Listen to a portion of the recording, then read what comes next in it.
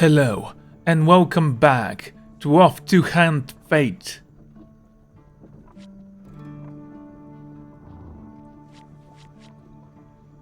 Our next adventure, the Devil. We have all come from the downtrodden and feel that we have been unheard. Some of us are sent to great power regardless.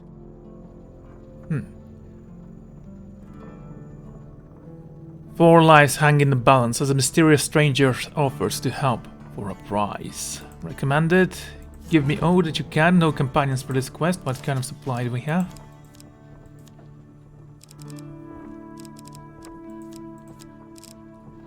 I'm gonna trust you here. 7. Do we have any other daggers? Apparently no. Those who travel with you are more than mere pawns in this story. They have their own goals and their own needs. Yet their stories have ended, or they would be here by your side, would they not? You arrive at the tavern one evening, anxious to settle beside a roaring fire with your companions. As you enter, however, you were surprised to find no familiar face. After a meal that several hours of waiting alone, a priest rushes in. Your friend, Ardyn, lies stricken at our temple. You arrive at the temple to find Ardyn lying on a simple bed, intending to buy a church official. He explains that she has been stricken with a dark magic that is slowly draining her life. Somehow this malady resists our attempts at curing it, the official says sadly. It's as if her soul were poisoned. I'm sorry, her time is limited. The official leaves, shaking his head. It is not my place to say, the young cleric whispers, but perhaps there are other places you may seek help. In my work helping northern refugees, I have heard tales of their high priestess, a mystic of sorts, who moves freely between the realms of man and the world beyond. If anyone could help your friend, it would be her. You know the northern priestess. Will you see your priestess? Okay. You know that the northern priestess will not see you unless you possess enough blessings, but you have few options. With the young cleric's help, you ready Ardyn for transport and leave the temple. Am I supposed to get blessings with 3 cards? Man-eating plants. I can't say I blame them. High on the misty mountain top, you discover a vicious-looking plant. What can I throw there?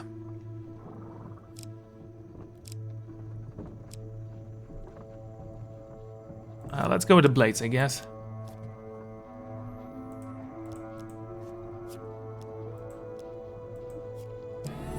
Max life. Oh, I shouldn't have done that. Given times are so dark, you are lucky to have allies willing to assist. You're walking past a black, plain-looking carriage when the door suddenly opens and a huge pair of hands lifts you inside. The carriage leaps forward as the door shuts you. Find yourself sprawled on a seat, opposing a huge, powerfully built but unusually ugly man. Lord Apollon requests your presence, the half-ogre declares. The creature is silent the rest of the journey until you arrive at the impressive manor house. You exit the carriage and are brought into a large hall for an audience with Lord Apollon. The great adventurer herself. Apollon begins, smiling broadly and stepping forward to greet you. He bows slightly. Greet him graciously. I have heard of your exploits. I too am but a servant of the Empire and its people. I'd like to offer my services if you ever have need of them. I don't presume to wield a sword or dodge a close draw, as well as you of course, but I do try to support good people with supplies and such, especially heroic figures such as yourself. Apollon invites you to stay and entertain him with the stories of your adventure. So far, he seems captivated by every word and several hours pass quickly. You lead an incredible life. I hope you return again soon with more enchanting tales. Apollon takes an item from many adoring and woe, saying, please accept this plain gift. Perhaps it will help you rescue your friend. Traps crafted by a mystic. Sadly, not for the capture of them. Allow my carriage to take you back, and please come visit me again sometime.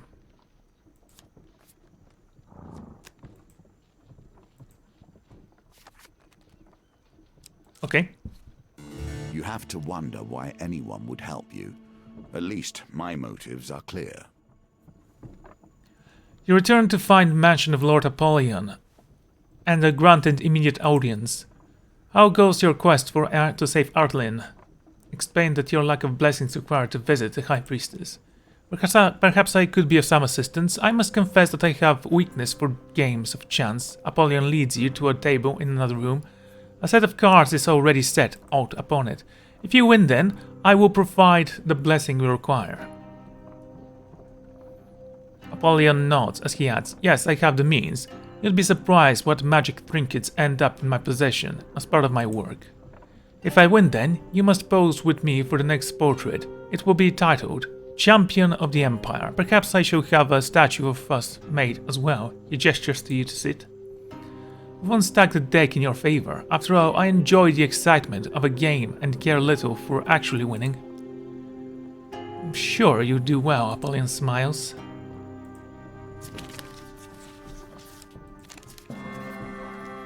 Well done, Apollyon claps in appreciation. I think you've played this game before. Gesture to a darkly robed man, who you fail to notice standing in the shadow corner. The man comes to stand before you, his deep voice slowly introducing the words of foreign tongue. My associate is follower of an ancient religion that you may not be familiar with, but rest assured that his devotion is second to none. As you sit through the lengthy ritual, you feel yourself drifting out of consciousness. Whether from droning voice or the potent intense burning, you cannot say.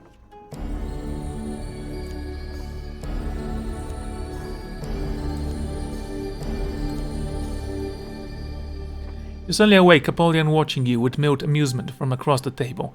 I expect you want to begin your journey to the High Priestess immediately. I sincerely hope your friend makes full recovery.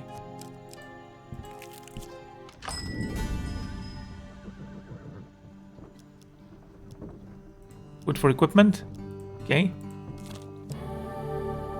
You may take their garb, but hopefully not their ideas. Devils wait in the darkness, but which devil will you focus on?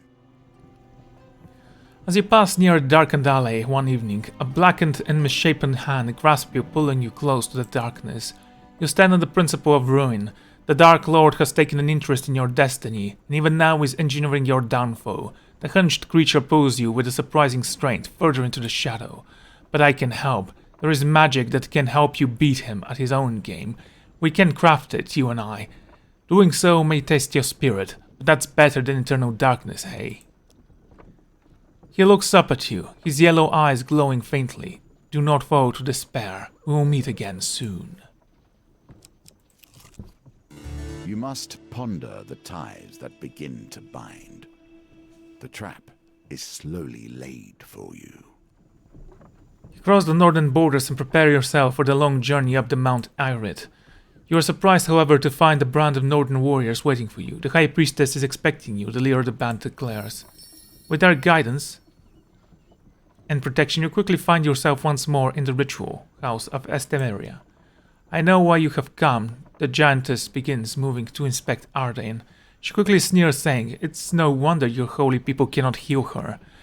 This is no minor curse or spell from a magician.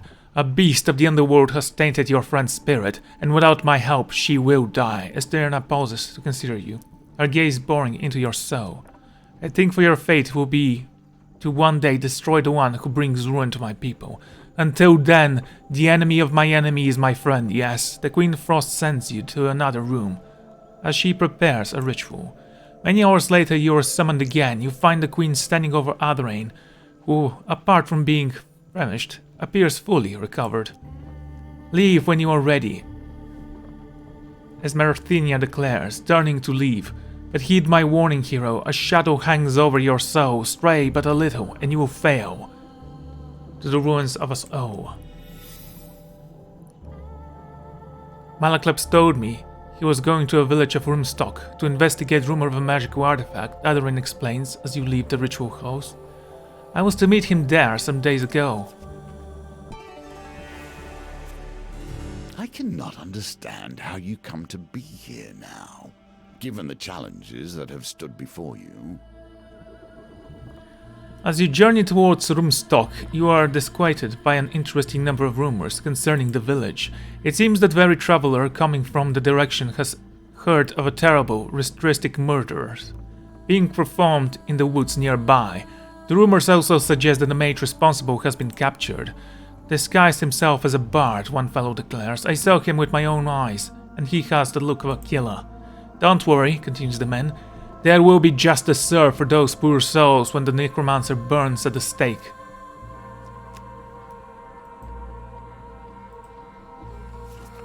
Need food? Stop to rest at an inn. Free food? Very well.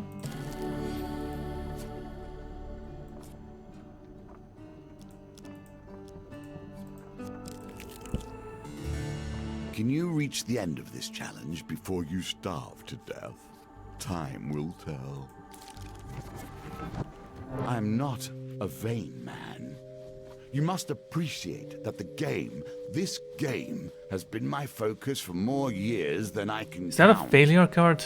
Not I sure. have a certain pride regarding its twists and turns.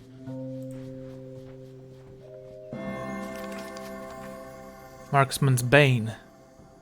Good, I like the sword. Let's see what you do with that, given your position.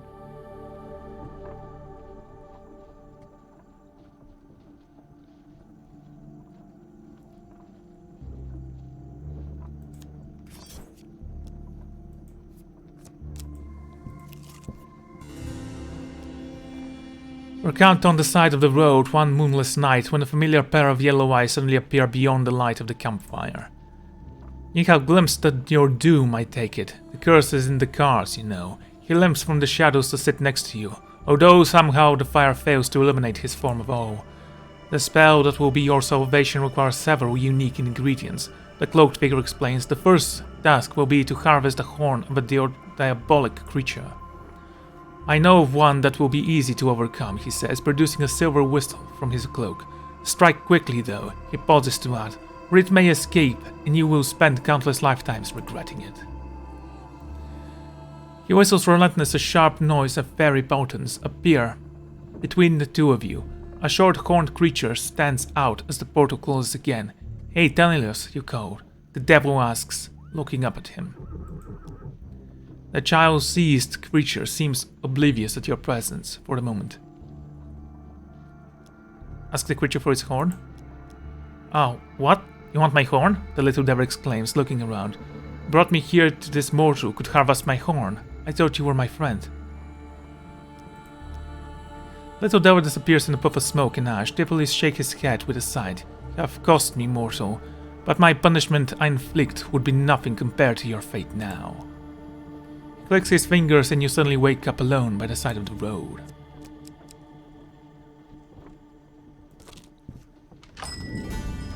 Oh, food please? One? Can I sell something and then purchase food?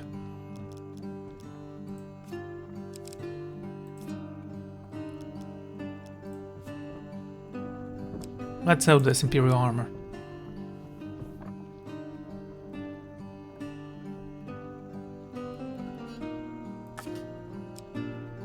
Let's sell this one.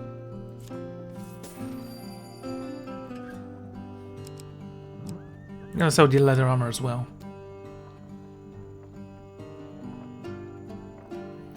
It has a token though, so I'm gonna keep it.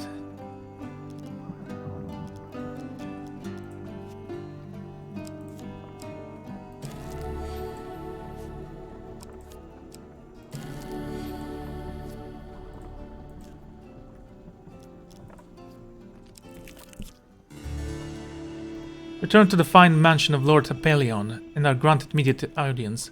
You say another of your friends is in peril, Lord Apollyon remarks. How fascinating.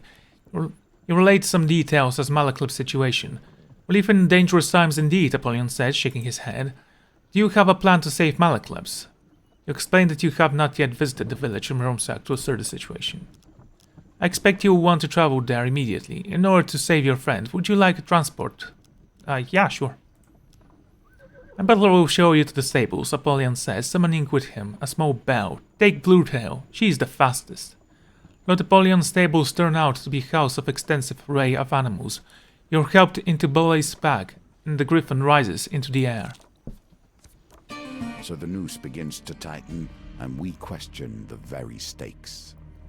You arrive at the outskirts of the village of Rumsock, where Malaclus is being held captive.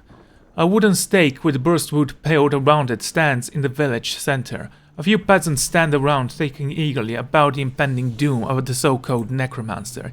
Track down the town mayor who, despite your pleas, refuses to consider sparing the mage's life. The creature is bound head to toe in blessed iron. He'll stay that way until burning under the full moon. Good, decent folk from the town have been murdered, and I will see to it that they receive justice. You plead Malaclus' innocence. And who are you that we should listen? The mayor exclaims.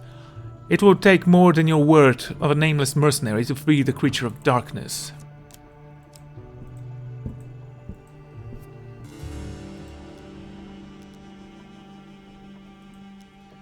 Those dreadful peasants in the provinces can be savage folk, Apollyon declares, but I have a solution. If you will but play the cards once more. If you win then, I will use my considerable influence to spread the word of your great deeds in service of the people. Bards will sing your praise across the empire. The rebel love nothing more than a hero, real defenders of the people, Apollyon exclaims dryly. It helps, I'll even have my personal herald accompany you. Needs are more particular in this case, so I must insist that you up your end. If I win, you must stay and entertain my guests with tales of your adventures. Very well.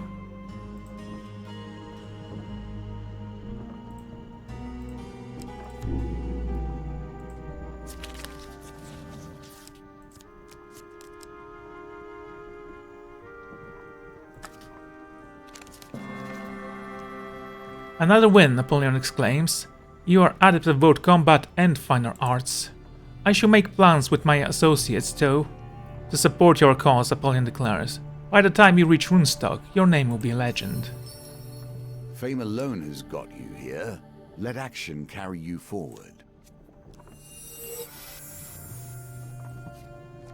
Okay.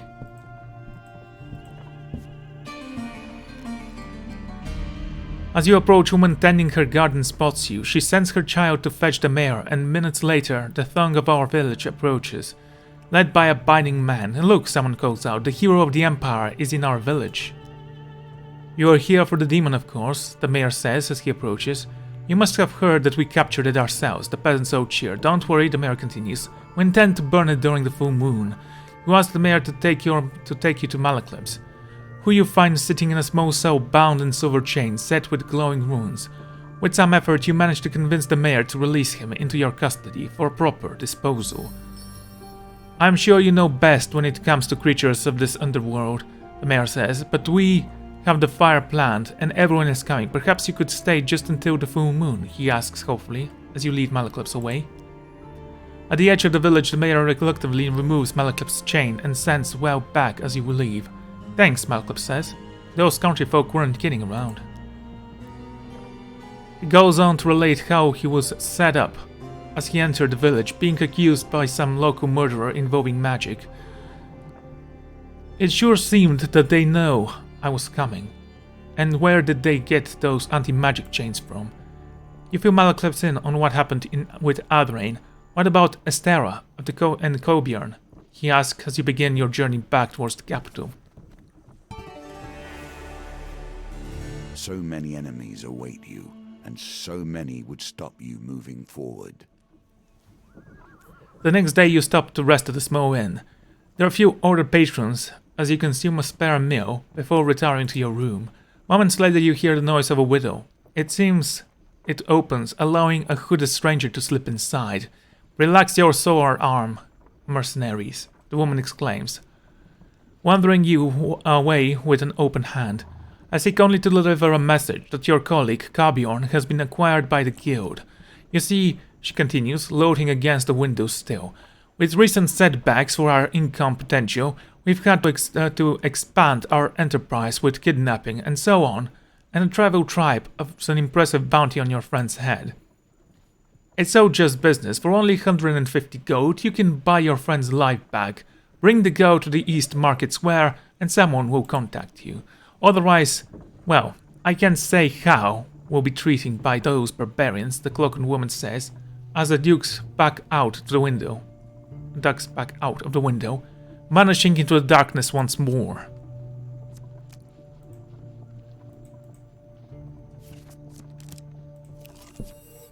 You would be better to avoid the Fae. It is not my place to tell you what to do, however. The game will determine that. Oh yeah. You cup her in your hand and deep inside. Let me go, she squeaks. Now grant your wish.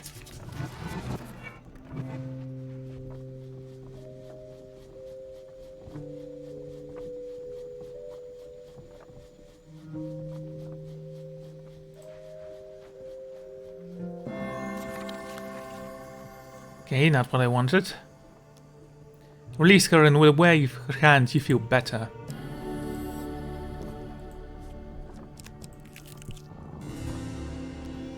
You are camped on the outside of the road one moonless night, when a familiar pair of yellow eyes suddenly appear beyond the light of the campfire. You have glimpsed your doom, I take it.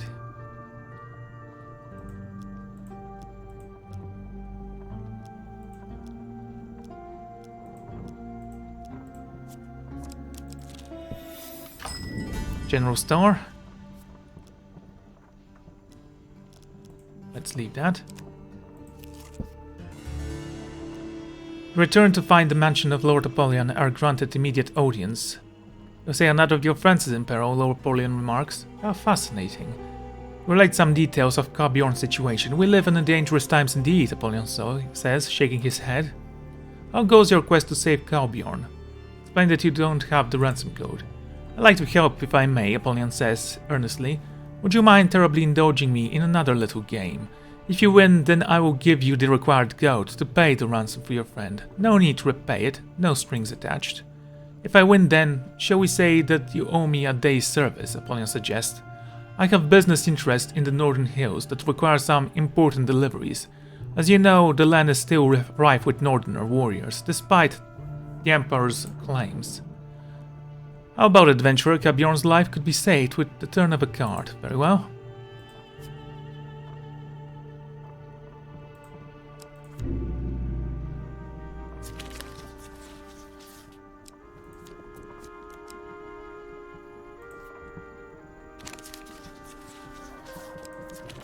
Damn it. Luck is not with you today, it seems. Let's play a game. If I win this round, then you must act in my personal bodyguard next one.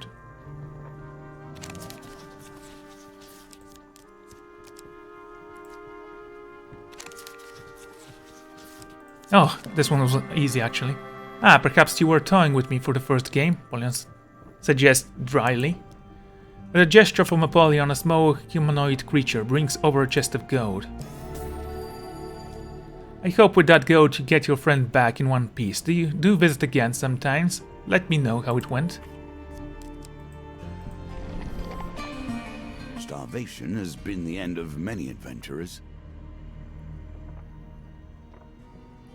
You find yourself in the eastern district of the capital approaching the markets. The Thieves' Guild would undoubtedly find you there and demand the ransom gold. You enter into a wide country yard filled with stalls and milling citizens. Within moments you are roughly drawn into a shady corner protected from prying eyes by a variety of hanging carpets. Hello again, the cloaked woman begins brightly, her two beefy companions silently taking position on either side of you. How did we go? Are we saving any lives today? Hand over the sack of coin, which promptly seized by one of the large men. Hope that wasn't too much trouble to get to your hands. On the woman's commands, the coins are counted. Eventually the man nods to a woman and the two men leave, taking the gold. No hard feelings, hey? It's just business, the woman smiles, drawing up to her cloak. Suddenly she dashes away, vanishing behind a pile of rolled up carpets. Afraid that you may have just been hoodwinked? You wander back through the crowds in time to see Carbjorn being thrown from a moving wagon. You paid them, he says, standing at the brushing himself off. I owe you my life. Carbjorn relents his tale of capture and confident by the killed. Estrella wasn't with me when I was taken. I don't know what fate has befallen her. One has to wonder why a sudden wave of carelessness has overtaken your allies. A herald enters the marketplace and announces that Captain Elisir Fior, traitor of the Empire, has been captured. She has been sentenced to death by the Emperor himself. The herald continues. Let her fate be example of all who would consider defying his will. I won't work, interrupts the commoner. The more extortions he hands out, the more the free people will rebel.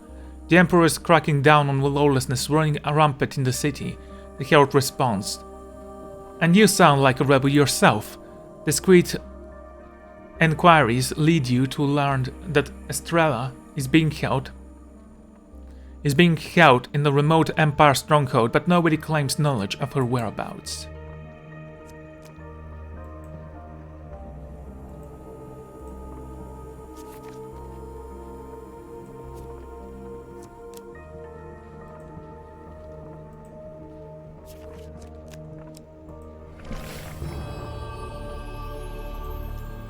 You find a frustrated priestess at a church dealing with a huge crowd of peasants and nobles alike.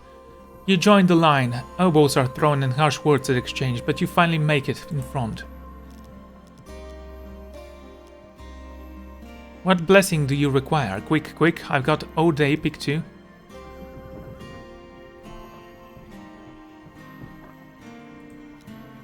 The priestess prays silently for a long moment before shaking her head. The gods are flicker today.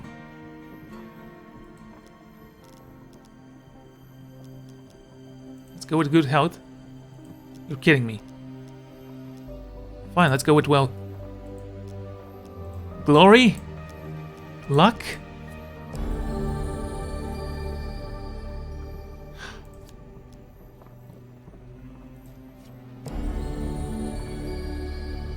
Revive a companion.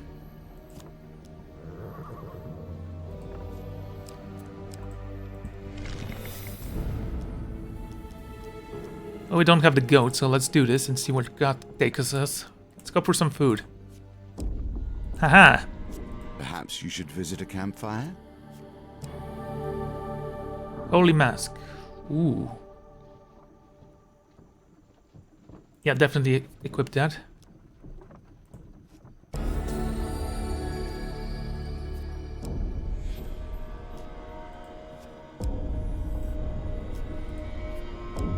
Okay, give me some food, please.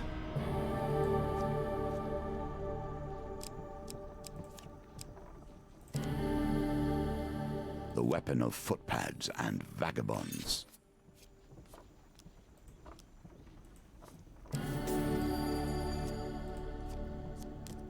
Great. Oh, we have gold, might as well purchase some food.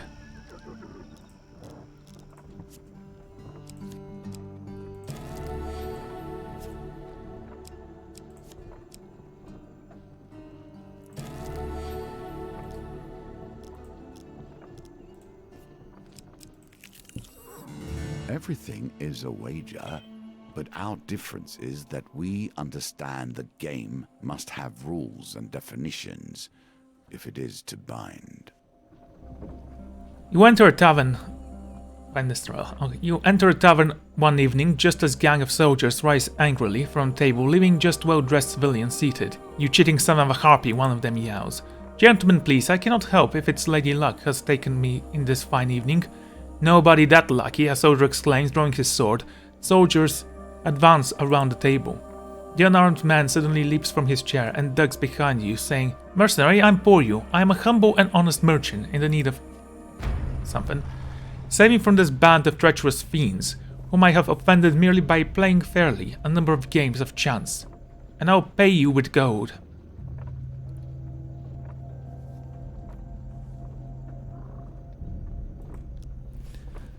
We warned you, stranger, the Hassel runs and hides behind the bench, his money bags clinking loudly as the battle begins.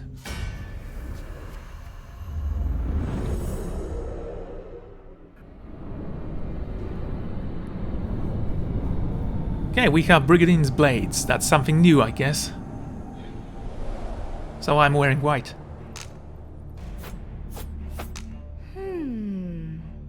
They look weird. A sharp knife, quick applied under cover of night, has long been the tool of footpads and criminals. Working in the forge is hard. Okay, game. This is like a holiday.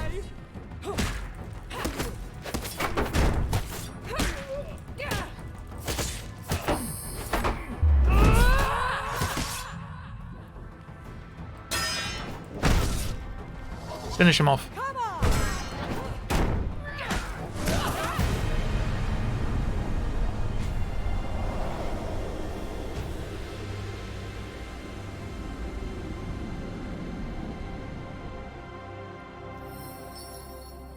Having dealt with the threat of the vengeful soldiers, you turn to find the lucky castle lying still behind the bench, a northern warrior crouched over him. Man who cheats has no honor, the northerner says matter-of-factly, shedding his knife and halving the merchant's money bag. He will not cheat me again. Norn moves to exit the tavern, goad in hand, stops Norm from escaping with the goad. The pendulum is ever changing, and the challenges it presents change too. With the northerner weighed down with goad, you manage to drag him to the ground. The Empire captain arrives with a dozen men to separate you both, as well as taking the bag of gold. Look like Castle's swindle days are over, but at least we've got his two accomplices fighting over the spoils. The soldiers interrupt the captain saying, "Wait, I don't know who this is." He tells of some of your adventures, and my apologies, the captain smiles. I didn't realize you were traveling in these parts. Good work on capturing the northerner, too, but we didn't get Hassel alive.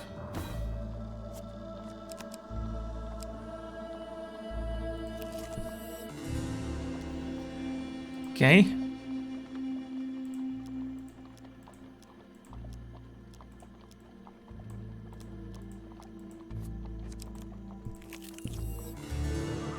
Return to the fine mansion of Lord Apollyon and are granted by immediate audience. You say that none of your friends is in peril. Relate some details of Vesterala's situation. We live in dangerous times indeed, Apollyon says, shaking his head. I see you still bear the mark of battle yourself, Apollyon remarks, sending his butler to healing potions.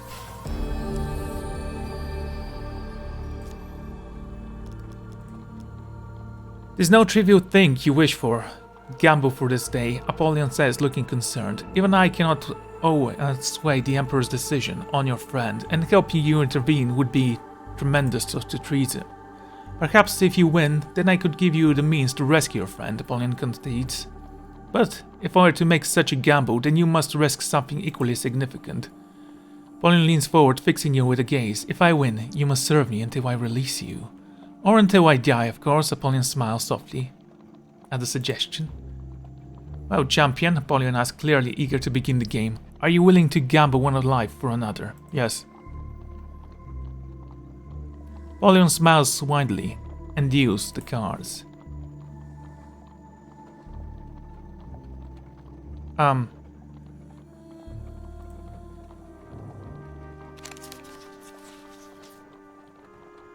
That's not exactly fair.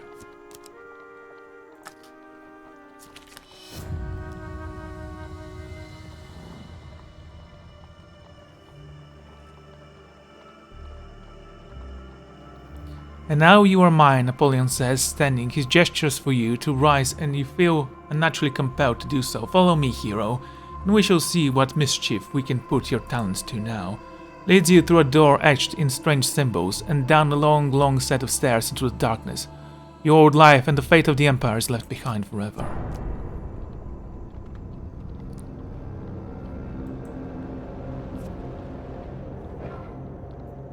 The impossible seems out of your grasp, at least for now.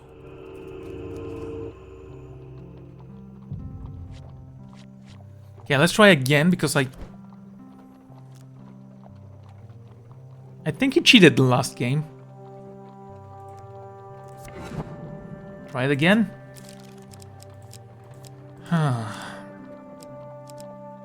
Don't like this adventure, not a lot of combat here.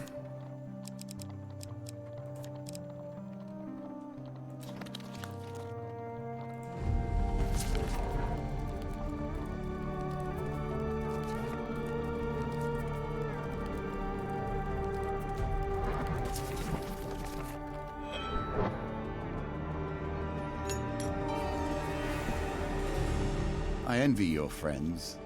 It has been an eternity since I traveled with like-minded associates.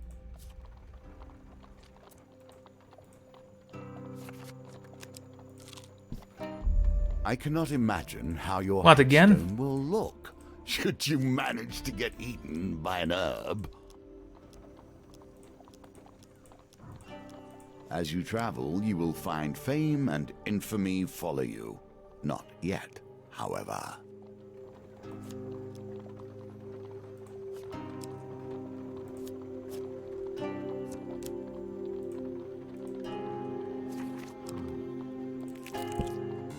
For better or for worse, the Northerners understand these lands better than most.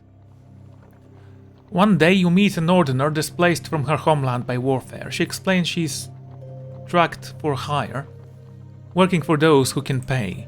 She speaks at length about the nearby terrain. You learn nothing new from her tales. Cross the northern border, prepare yourself to long journey to Mount Perea. Surprised, however, to find abandoned Northern warriors waiting for you.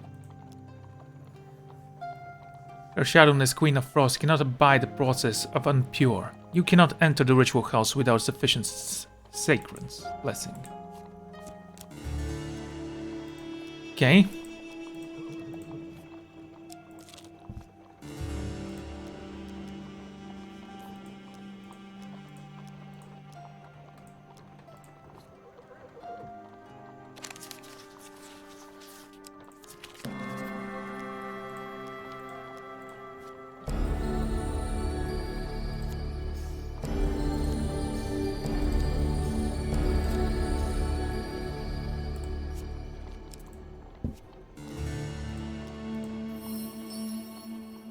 Okay, now we can wear that.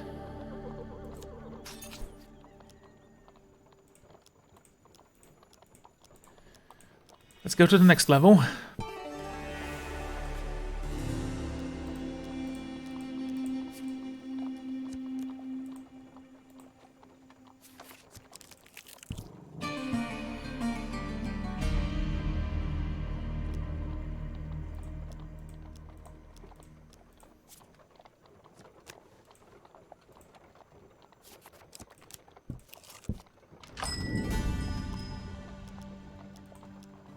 I don't have the equipment.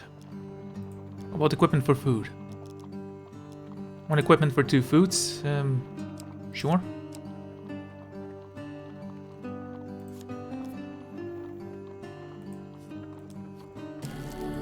Oh, that's 2 food cards.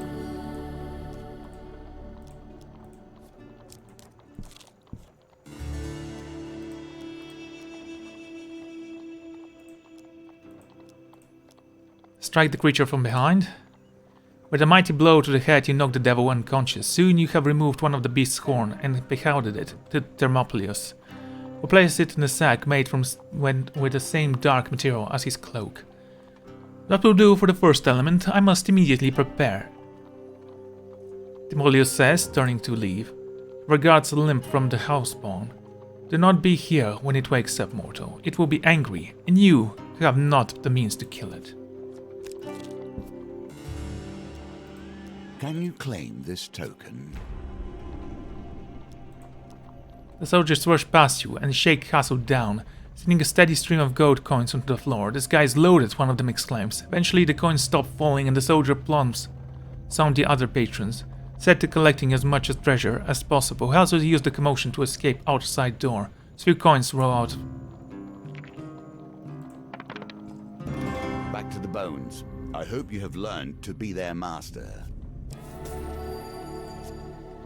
For the rest of the night, the crowd has enjoyed mood and much food and wine consumed into nearby house at the morning.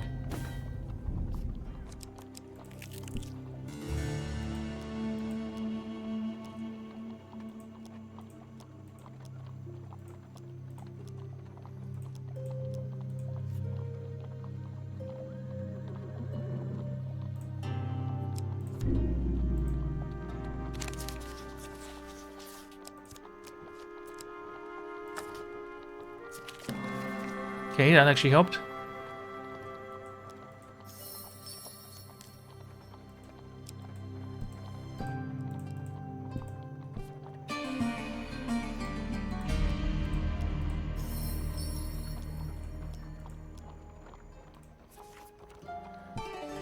Okay, next Bjorn.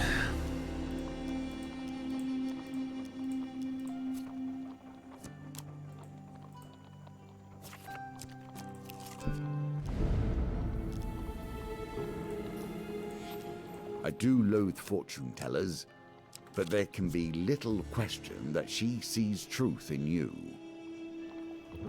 She's resting next to the river. One afternoon, mortals often contemplate their own doomed existence in the light of setting the sun, but yours is more doomed than most. We should make some progress on your spell.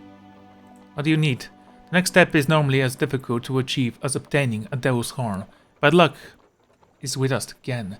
The agent of your downfall has provided us with exactly what we need. He gestures to your skin being to glow. To possess so many blessings is rare for a mortal. I show out their power to the mix. Theophilus opens a small vial, towering you with a sickening tug. You feel some part of you torn away.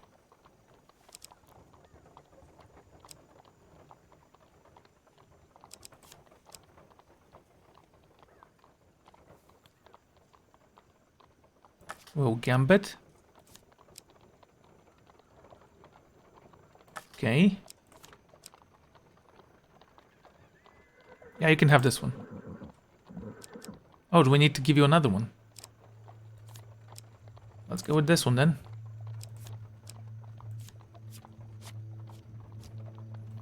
This will do nicely, Theophilus says in satisfaction as he says the urn. Never lose hope, mortal. He calls as he returns to the river. The Dark One may still lose his prize yet.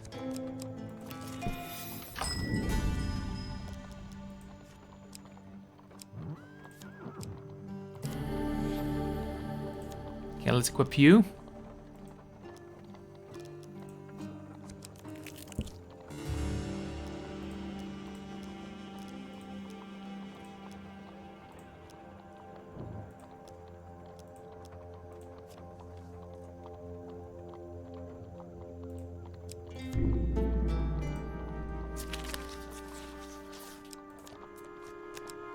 Okay. Ha, you win again. I think perhaps you are working on con on me, light. Apollyon laughs. With a gesture from Apollyon, a small human brings over a chest of gold. Okay. Your allies, of course, help in times of trouble, but when the tables are turned...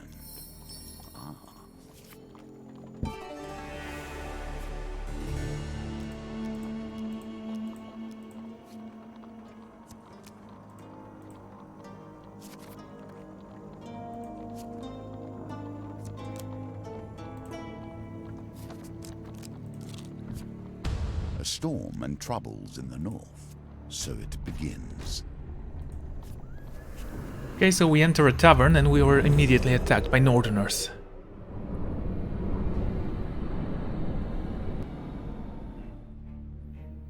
Oh, we have a blade that deals damage to a lot of northerners, so that's gonna be fun.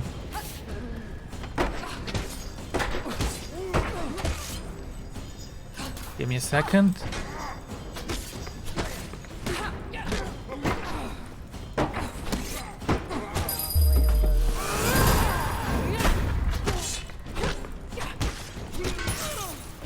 Thanks for that game.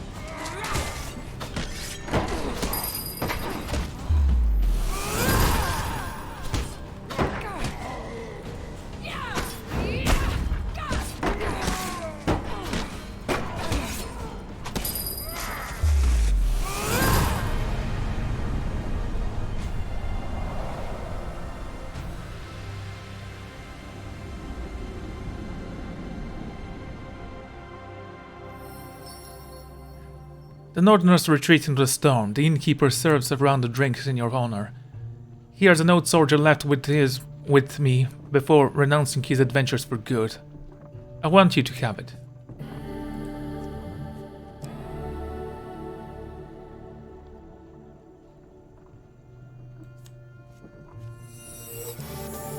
Okay, we also get some gold.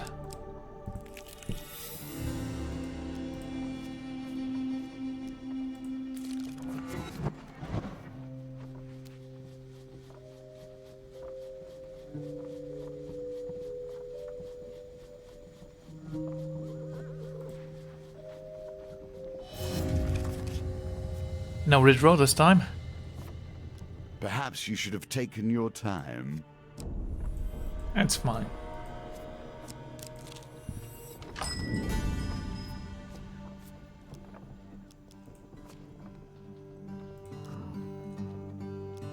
And don't know, should I sell some equipment? Can sell this. I'm gonna use it.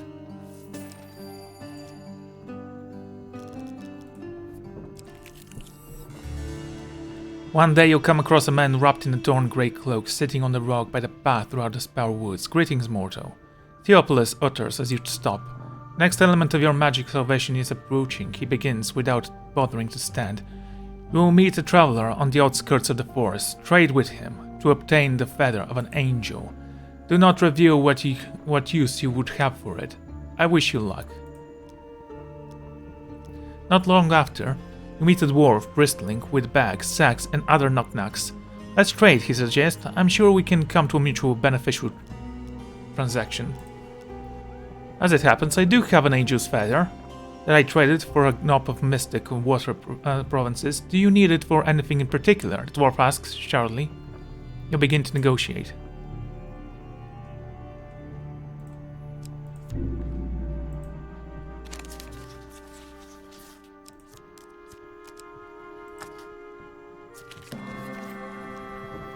Managed to convince the dwarf that the feather is probably a fake, worth little more than a few beds and a torn half of a map.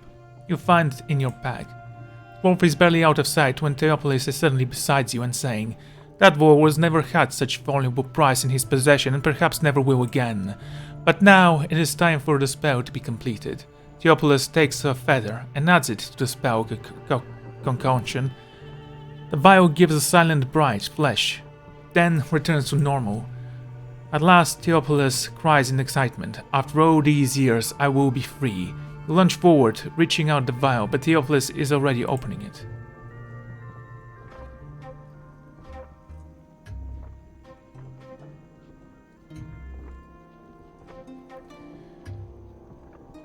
Oh dear. It's slow, but I just know that I'm gonna fail. Breathe. You have done well. No, Theopolis cries as you wrestle the vial from his grasp. Please, Morto, you don't understand. This is my only choice. Okay? Ask him to explain himself. I was like you once, full of purpose and infatuated sense of destiny, Theopolis says bitterly. I dared to stake my soul on a card of games. I have been enslaved since before the Empire was formed, before even the Dragon Slayers waged their war. I have seen and done things that would drive you to madness. Without the vial, I shall suffer countless lifetimes more. A huge success. Card is added every chance card gambit. What secrets could be revealed? Okay. No. You have condemned me to eternal torment.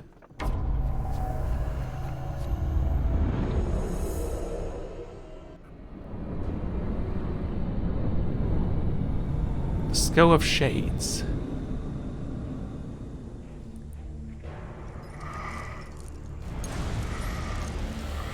Desperate for salvation, your ally has turned against you. Raids can drain life.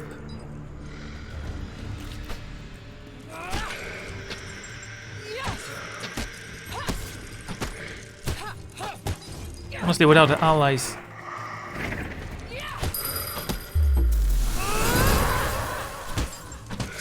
Without allies, raids aren't much of a challenge.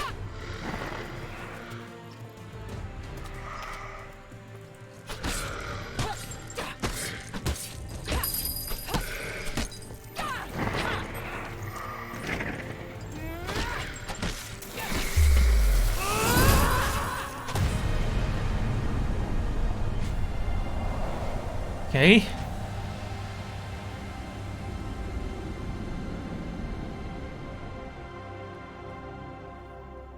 That is no release for me, Theophilus whispers as he fades away, and soon it won't be for you either.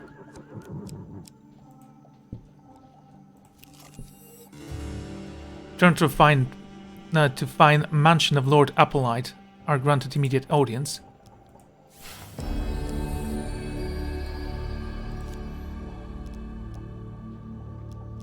Because your quest, okay? Of course, Apollyon, so shall we discuss your past exploits once more? Tell me more about that ogre you encounter. You talk at late at your adventures, and before you realize several hours have passed. Must attend to some pressing business now, but please visit any time and let me know if you ever need my assistance.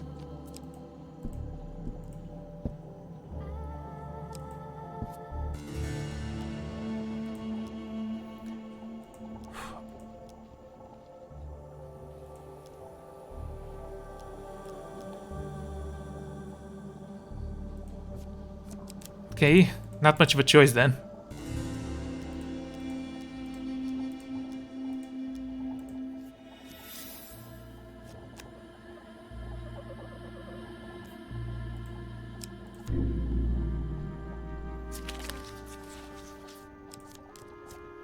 Yes, huge success. Apollyon sits silently for a moment, glaring at the cards before turning you in anger. You cheated! How did you do that? Tell me what magic you possess. The room falls into shadow as Apollyon throws the table aside and flick with the rest of it advanced on you. Flames erupt from the heart of Apollyon seizes you, declaring, I must grant you a prize, mortal. But now that I will not forget this, the world fades to darkness. Can you hope to resolve things now? You awaken later just out of sight of the Empire Fort with various items and potions scattered around you. Gather what you can as Kara and Barretts suddenly lose interest in you and fly away.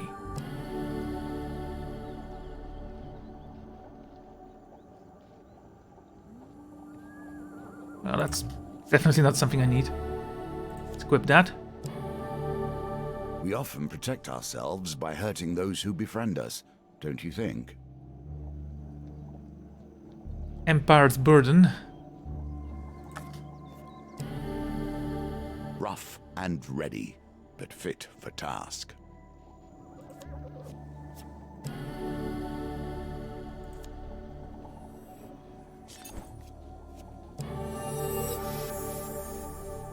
Well armed and feeling invigorated, you approach the fort. A call of arms rises from the walls as twin ballistas stout your advance. Your soldiers block the path ahead.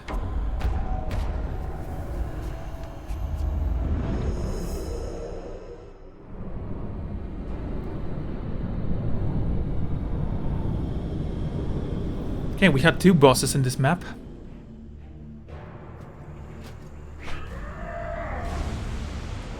Loyal to the Emperor and forgiving in battle, heavily armored, a knight can easily turn the tide of battle. Use bash to break their armor.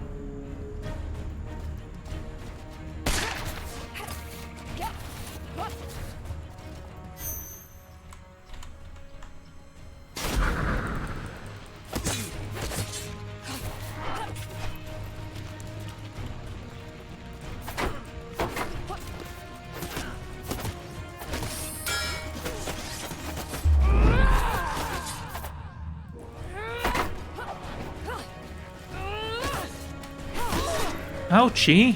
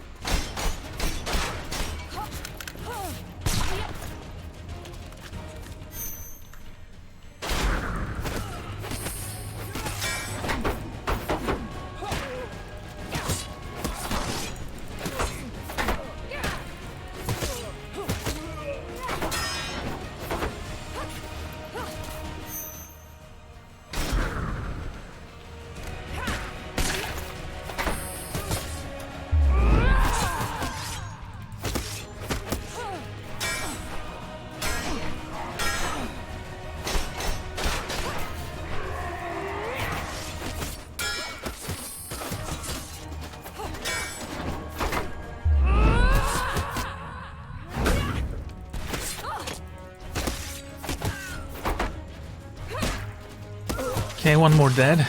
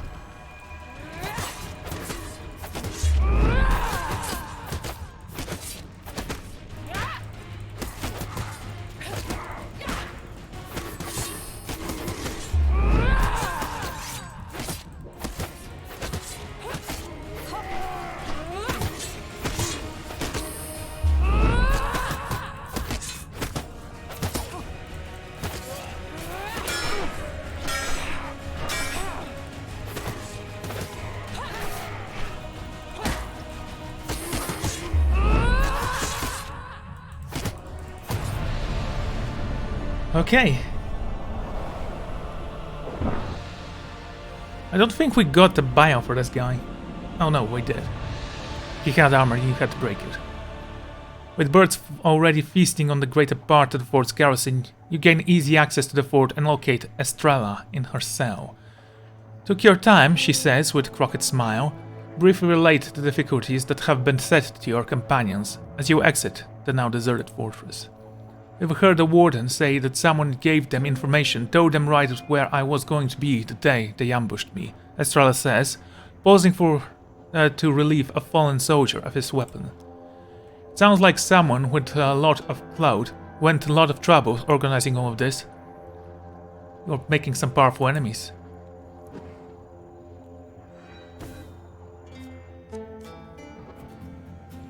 Okay, why didn't I gain the gold one? There is much left to do, but we are beginning to. The little devil with one horn. Poor guy.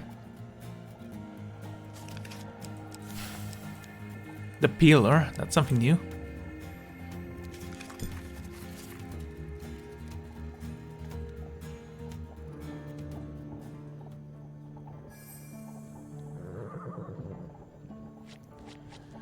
Well then, I'm going to end this here. Next episode, it's gonna be the tower. Right then, for everyone who joined me, thank you very much, and I'm gonna see you all next time. Goodbye.